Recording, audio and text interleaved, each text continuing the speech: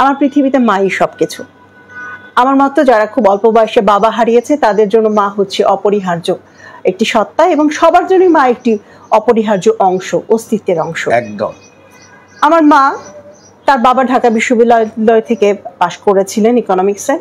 আমার মাও ঢাকা বিশ্ববিদ্যালয়ের স্টুডেন্ট ছিলেন, এবং তার দুই কন্যা, আমি এবং আমার ছোট বোন, আমরা সবাই ঢাকা বিশ্ববিদ্যালয় থেকে পাশ করেছি। আসলে মা না স্বপ্ন দেখায়, মা সেই স্বপ্ন পূরণের পথটাও দেখায়। একদম। অন্ধকার পথে চলে গেলে সেই পথের আলোকবর্তিকা হয়ে মা আসলে পথ দেখায়। ঠিক। আমি বলতে চাই যে যার মা আছে তার পৃথিবীতে আর কেউ না থাকলেও চলে, আর যার মা নেই তারা সবার থাকলেও আসলে মায়ের অভাবটা কেউ পূরণ করতে পারে না। মধুর আমার মায়ের হাসি চাঁদের মুখে ঝরে, মাকে মনে পড়ে আমার, মাকে মনে পড়ে। গানের এই কথার সুরে বলতে চাই, মায়ের ভালোবাসায় আছে স্বর্গীয় স্পর্শ। তাই আমরা যেখানে যেভাবে থাকি না কেন, মায়ের কথা সব সময় মনে পড়ে।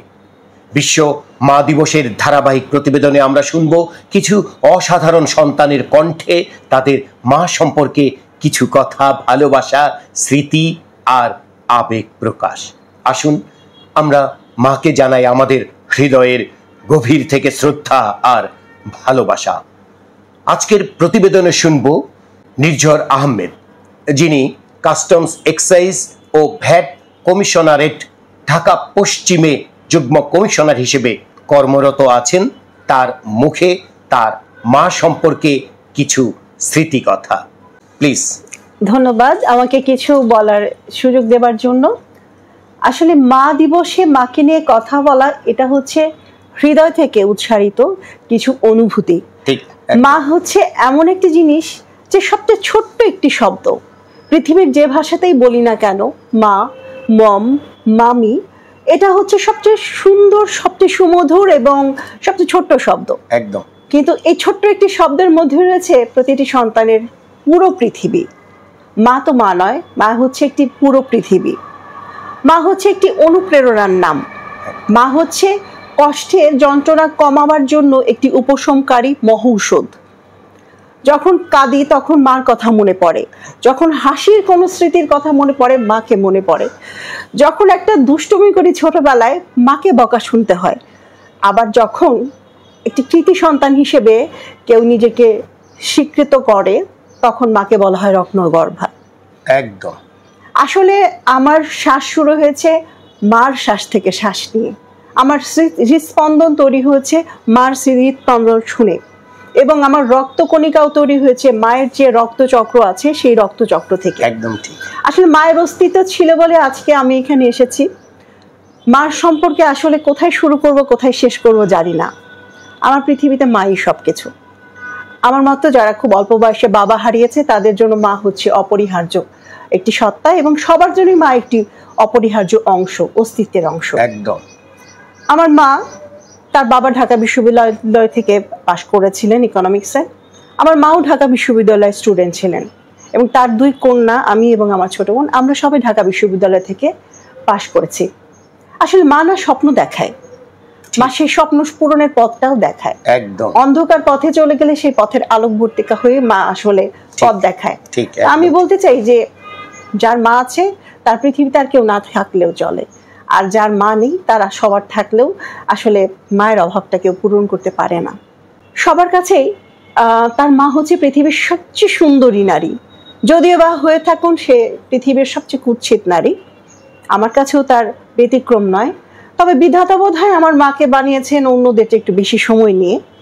যারা আমার মাকে চেনে, সত্যি পৃথিবীর সবচেয়ে সুন্দরী নারী আমার চোখে তো বটেই, তবে অনেকের চোখেই সে সুন্দর। তো বাহ্যিক সুন্দর একটা আছে সৌন্দর্য, মনে, মননে, মেধায়, মননশীলতায় উনি একজন পরিপূর্ণ মানুষ। এবং আমার মার দুটি কন্যা, সে হয়তো বা তার মাতৃ জঠরে দুটি কন্যাকে জন্ম দিয়েছেন, কিন্তু সে পেশার শিক্ষক ছিলেন, তো বিশেষ শিক্ষা কার্যে ছিলেন উনি। তো ওনার যত সন্তান ছিল তার ছাত্র এবং ছাত্রীরা, সেদিক থেকে কিন্তু আমার মার আসলে বাংলাদেশে অনেক সন্তান, তারা অনেক উপরের পর্যায়গুলোতে গেছে। এবং এখনো আমার মাকে দেখলে যখন দেখি যে ট্রেনে, বাসে, যে কোনো জায়গায় দেখা যাচ্ছে একটা সচিব পদমর্যাদার একজন আছেন, কিন্তু আমার মাকে দেখলেও দাঁড়িয়ে যাচ্ছেন, তার সিটটা ছেড়ে দিচ্ছেন, এরকম ঘটনা অহরহ দেখেছি। তো একজন শিক্ষকের সন্তান, শিক্ষক মায়ের সন্তান, তিনি যতটুকু চেষ্টা করেছেন আমাদের দু বোনকে তার আদর্শে লালন পালন করতে। আজকে যতটুকু এসেছি, আমি একটা ক্যাডার সার্ভিসে আছি, আমার ছোট বোনও অ্যাডমিন ক্যাডারে আছে, আমাদের হাজব্যান্ডরাও তারাও ঢাকা ইউনিভার্সিটির এবং তারাও দুটো মানে গুরুত্বপূর্ণ ক্যাডার সার্ভিসে আছে। মা মাথার উপর ছায়া হয়ে সবসময় ছিল এবং আছে, এবং যতদিন থাকবো। ওই যে প্রথম শ্বাসটা নিয়েছি না মাকে নিয়ে, তো বিধাতার কাছে একটাই প্রার্থনা যে শেষ শ্বাসটাও যেন মাকে পাশে পাই, এটাই প্রার্থনা। তার জন্য সবসময় মন থেকে যে জিনিসটা আসে ভালোবাসা।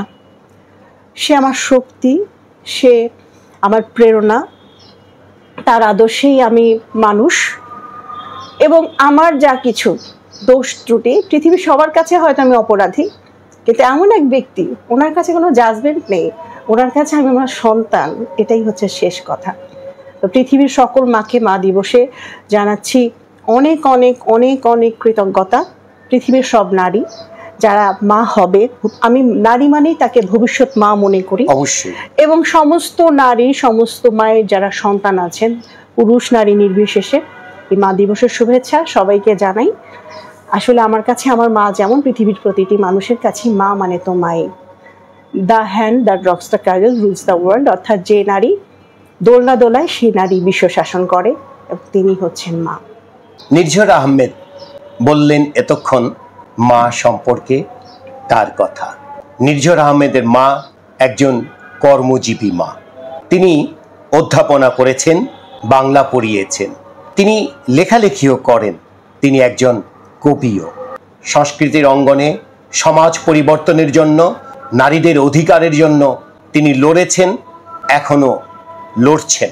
আর নির্ঝর আহমেদ এবং নির্ঝর আহমেদের ছোট বোন উপমা ফারিসা, এই দুই কৃতি সন্তানকে উনি মানুষ করেছেন, বড় করেছেন, মানবিক মানুষ করেছেন।